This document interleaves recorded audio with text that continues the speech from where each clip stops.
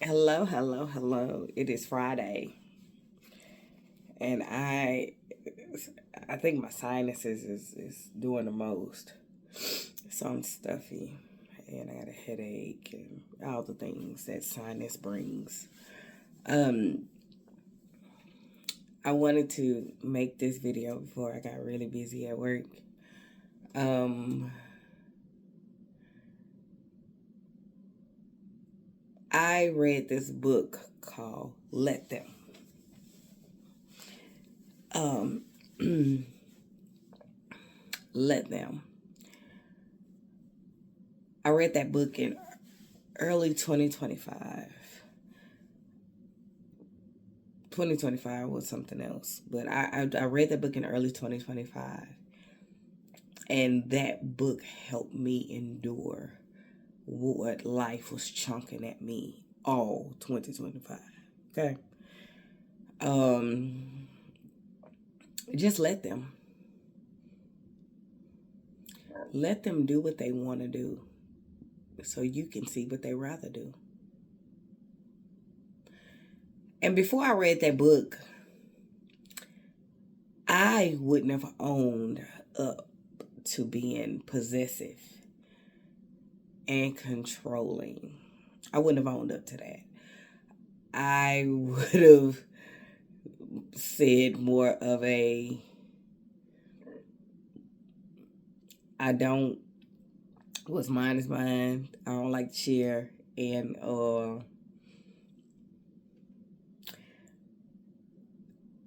because I'm a seer, I can see things happening. And I would just beat it to the punch. Every time. Beat it to the punch. I didn't know how controlling that was for me to do that. It's very controlling. Just because I can see don't mean other people can see. I would even warn a talk and it would still happen. I'd be like, well, I might as well cut it off at the pass if it's so to stop it from happening. Then you start making all these preemptive strike moves, that this at some point not gonna make sense to you. So I learned I can see, but I can't save. Also, in the book Let Them, they tell you about how everything external outside of yourself will lead to disappointment. Anything you rely on outside of self, you will be disappointed. Trust comes from internal. Safety comes internally. Love internally. Awareness internal. Discipline, government, all those things are internal. That's why it's self mastery, self government, self discipline. You know. So I have been doing a great job of not needing external things. I've been doing really good at that. Um, and I notice it keeps my nervous system calm. hmm Um,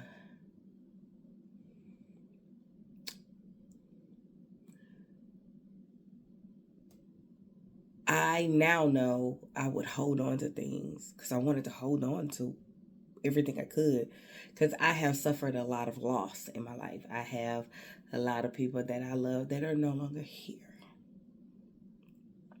and I miss them. And losing people just kind of made me possessive over people, like holding on to them for dear life. And because I can see, I'm trying to protect them. And that's another thing I learned. I am very overprotective. Well, it comes off as overprotective and overbearing, right? Because I can be a lot of, I said what I said and that's it.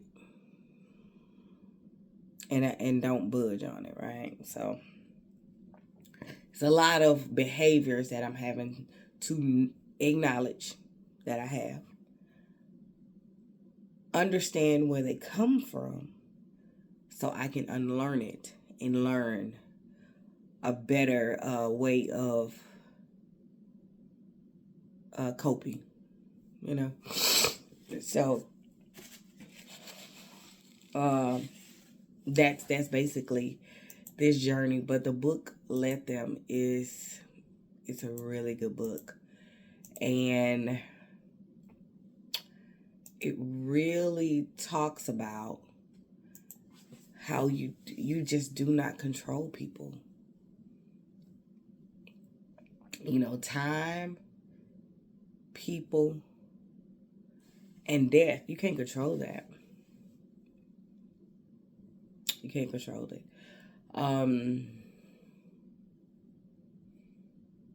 And a lot of times when we do that, we cause frustration in our own lives. And that's exactly what I was doing.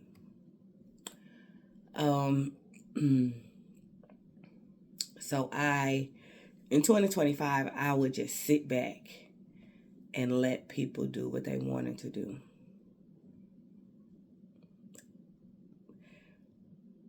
I was told by somebody that's deception and manipulation, what I was doing. And I had to tell them, I was like, no, it's not. If I sit back and let you do what you want to do, and I sit back and just say, okay, once I done had enough, then I'm going to go on. Because you done showed me what you'd rather do. And it ain't me. You know? And I'm telling you, that was a hard pill to swallow, is to realize if you let people do what they want to do, it ain't you. It ain't you. That was a hard pill. That was a blow, you know. Because you want people to love you. And you want to think that people love you. But more time not. It's more like dependence, not love. As long as you can show up for me, you the girl. As long as you can be here when I need you, you the girl. But the moment you need me, huh? What? Oh, what?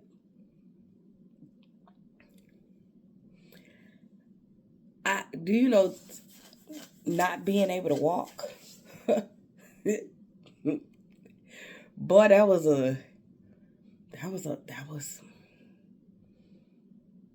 not being able to walk, not being able to do anything for yourself. Boy, that was a humbling experience, and people not want to help you. When you would have jumped over hoops to help people, you'd have been there every day to help them. Yeah, you would have. They didn't budge. And so,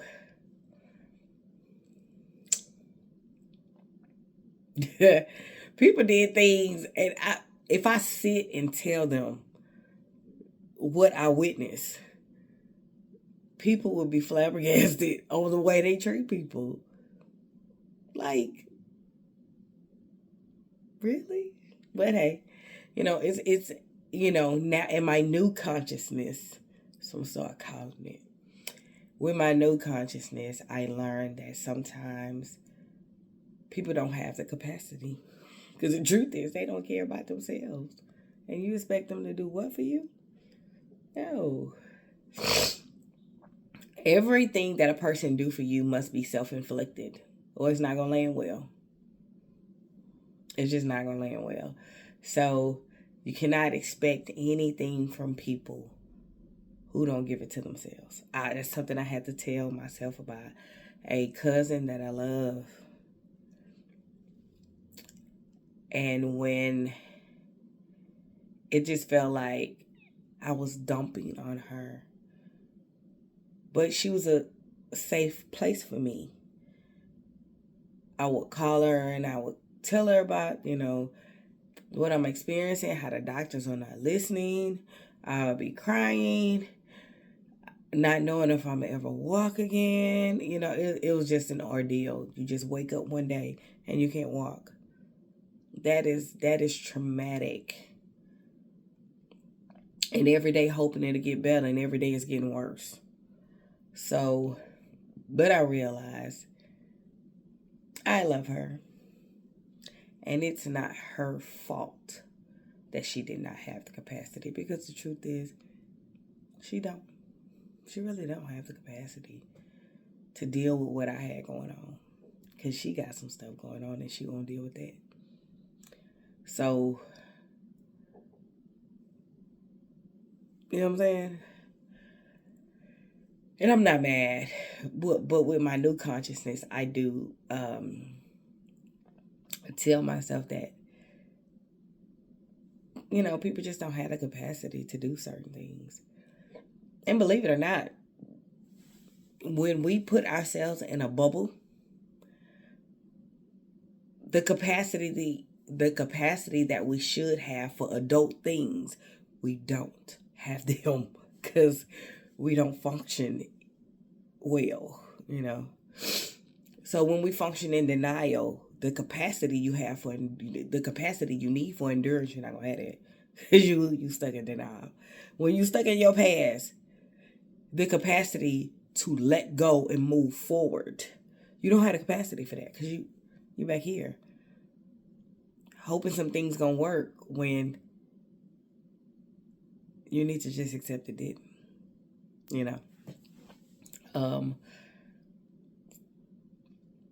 Just a lot of things we lose capacity for them when we don't work on ourselves. When you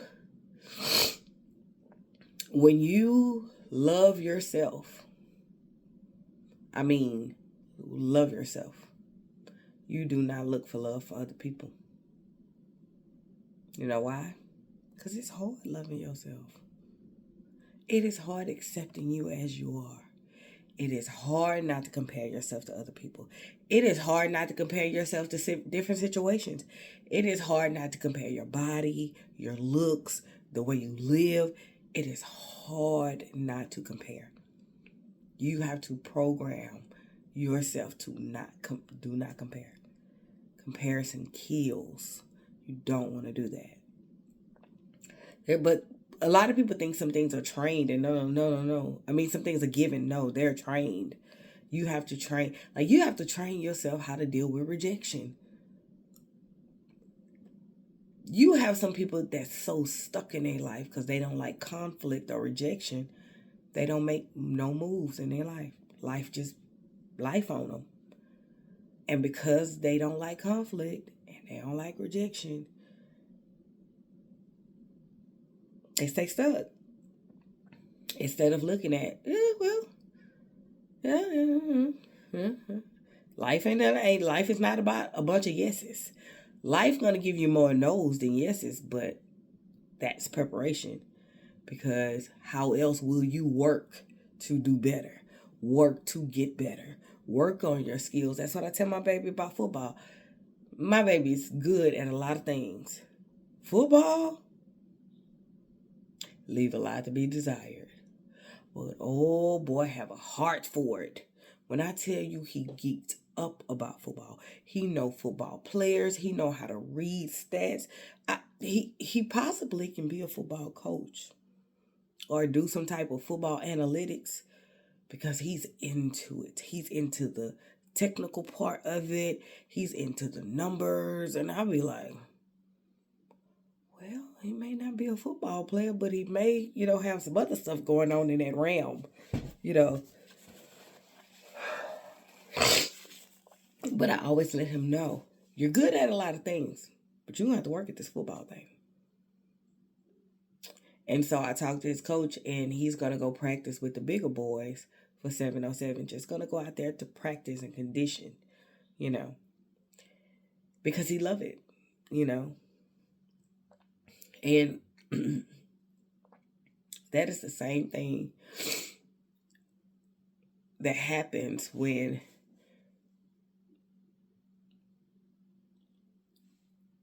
you want to be a better person.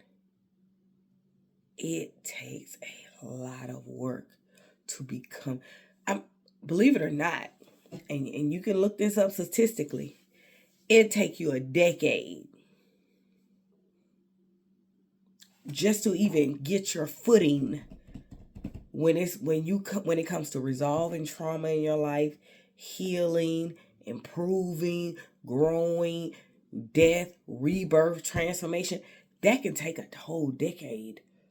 Because the truth is, you know what the hell you're doing. You know what you're doing. And if you're still going to church, it's going to take you longer. Because leaving something that you've been indoctrinated in, that is the truth. And God said, and it's supposed to be the truth. And then when you learn it's a lie,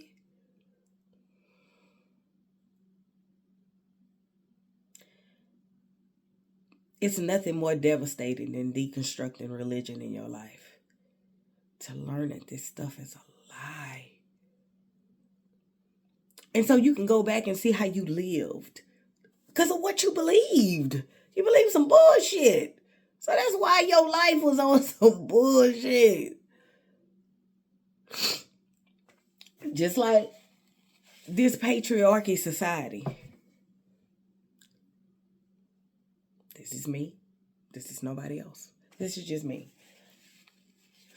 I do not believe that men are supposed to be providers and protectors and priests. I don't think so. And the reason why I say I don't think so, look at the animal kingdom. I do believe men are protectors, but I don't believe that a man is a provider.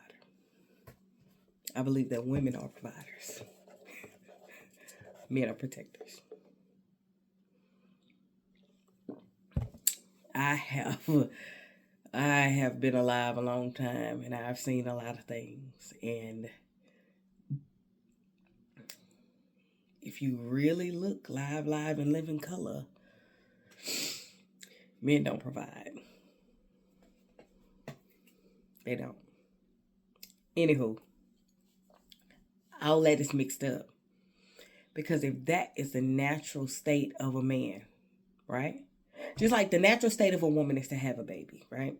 Is to become a mother, bring life forth to the world. You know what I'm saying? That's the natural state of a woman.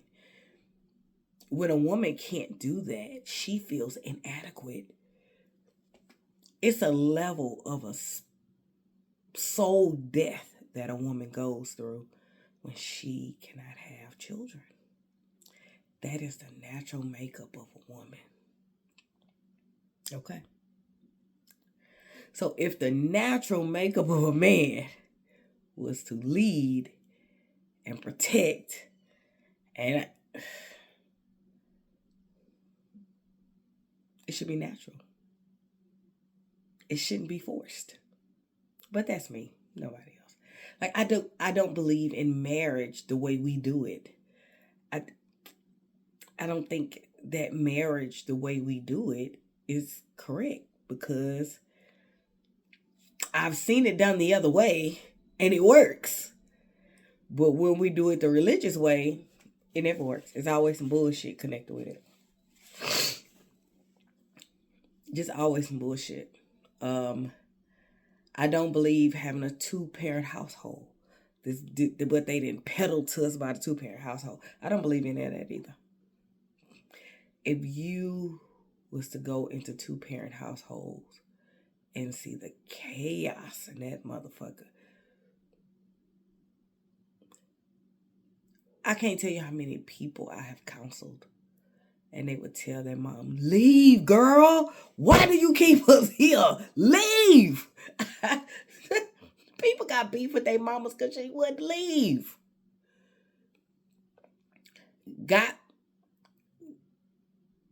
I remember I had to do a whole intervention, but it's because a dad was so passive. He let that mama be a tyrant to those children and him. But he can ignore her. But when the rubber met the road, you know what? He was raised by a tyrant. His mama was a goddamn tyrant. and what he learned in life, because she was such a emotionally unregulated person. That's what it's called in the enlightenment world. She's emotionally unregulated, emotionally unstable, and 9 times out of 10, she probably had more than likely she had a mental illness. So he was raised in that environment, so he learned to stay out the way. He learned to drown. He learned to stuff himself. He learned to just let people say whatever, and he tuned it out some kind of way. So he marries a woman just like his mom.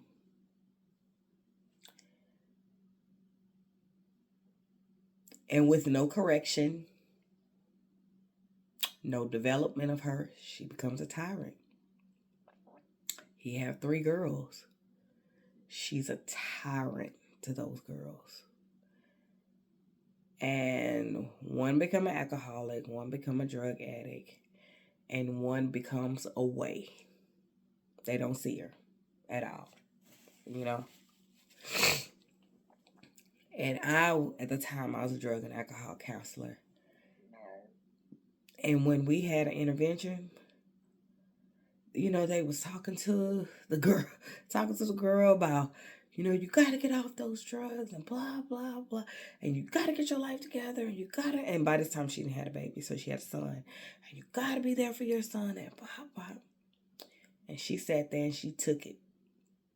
She took it and she took it. Until her mom says, she was like, I'm so tired. I'm tired of going through this with you. This is exhausting. This is not a quality of life that I want to live. And she looked at her mama. She said, the audacity of you, bitch. And went off. She went off on the mama. How mama was a slut. You done slept with your daddy friends and his brother, and your daddy didn't say nothing. And then she went off on the daddy. How he just sit and be passive, and you let people just fuck your wife because she's a slut. She went off on her grandma. She said, you had 7 husbands. That's why your daughter's a slut. Baby, when that was over, I was done. I was through. I said, oh, Lord. These are 2-parent households. They are so dysfunctional in there. Them children be messed up.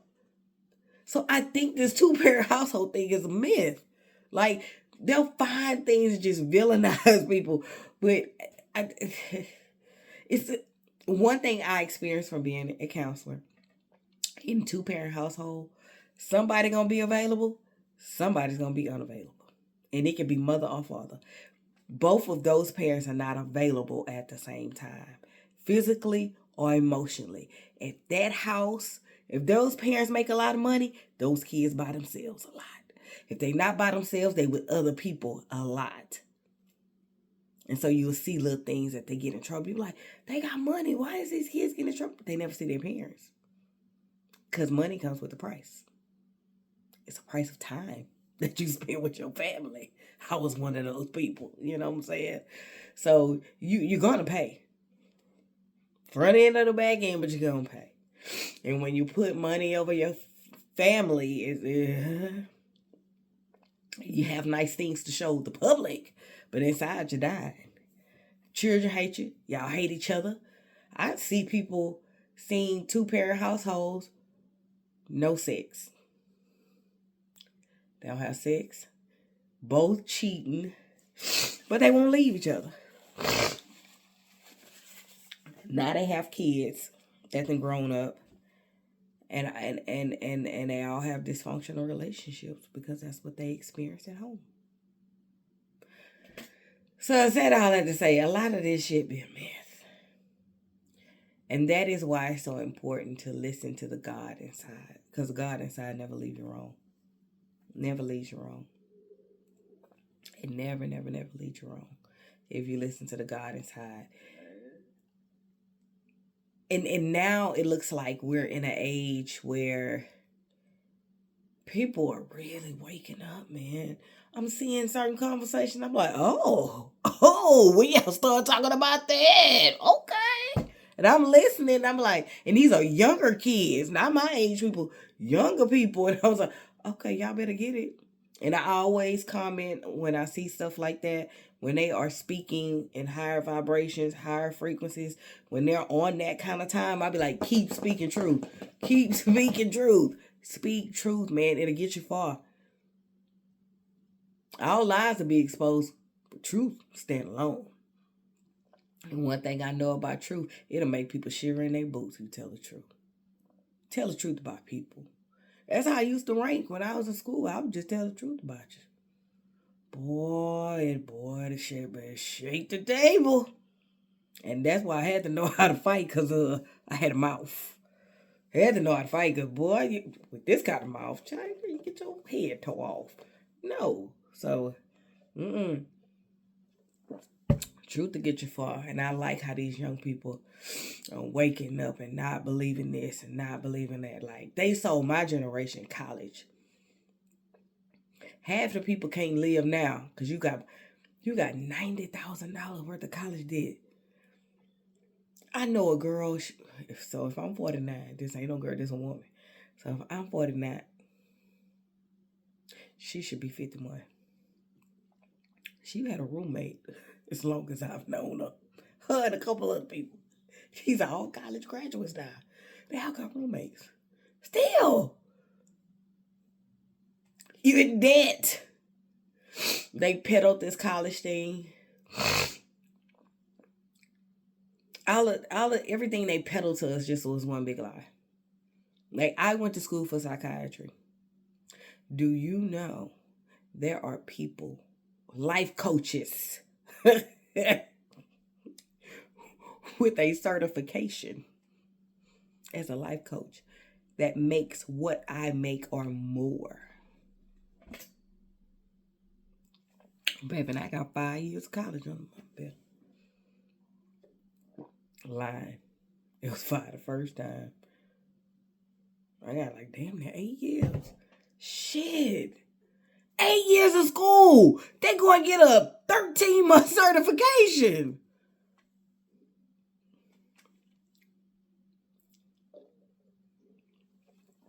That's why I told myself, before Trump even declassified counseling, and I kept telling myself, let me rephrase that, the God inside kept saying, you need to pivot out this role. Pivot out this role. You need to pivot. And I did. Just by the grace of God, I pivoted out of my role. When my mom passed, I put my license on hold. I said, look, I need, when something like that happens, you can't counsel and grieve your mother and children. You need to put that on hold before you find yourself in a sticky situation. So I did. And so I started helping another department. Guess who's over that department? Me. So, said all that to say, your inner knowing will take you everywhere. That inner knowing gonna take you everywhere. You just have to be open to listening. So, namaste.